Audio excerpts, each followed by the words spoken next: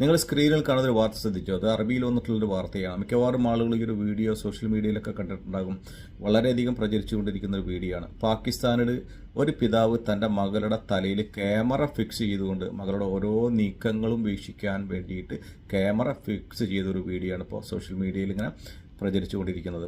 എന്തുകൊണ്ടാണ് മകളുടെ തലയിൽ ഇങ്ങനെ ക്യാമറ വെക്കാനുണ്ടായ സാഹചര്യമെന്ന് നമുക്ക് ഈ വാർത്തയിൽ നിന്ന് മനസ്സിലാകുന്നത് പ്രകാരം ഇപ്പോൾ പാകിസ്ഥാനിൽ ഒരു സ്ത്രീ വളരെ ക്രൂരമായിട്ട് കൊല്ലപ്പെടുകയുണ്ടായി.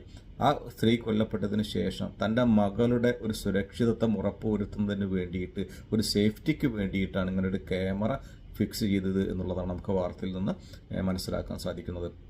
തൻ്റെ പിതാവ് ഇങ്ങനെ ചെയ്തതിനെക്കുറിച്ച് മകളോട് പത്രക്കാരും ആളുകളൊക്കെ ചോദിച്ചപ്പോൾ ഈ മകൾ പറയുന്നത് വെച്ചാൽ തൻ്റെ പിതാവ് തൻ്റെ തലയിൽ ഇങ്ങനെ ക്യാമറ വെച്ചൊരു കാര്യത്തെക്കുറിച്ച് എനിക്ക് യാതൊരു ബോധേടുമല്ല, ഞാൻ അതിനെക്കുറിച്ച് യാതൊരു ബേജാറുമില്ല, യാതൊരു പ്രശ്നവുമില്ല എന്നാണ് മകളുടെ മറുപടി ഉണ്ടായിട്ടുള്ളത്.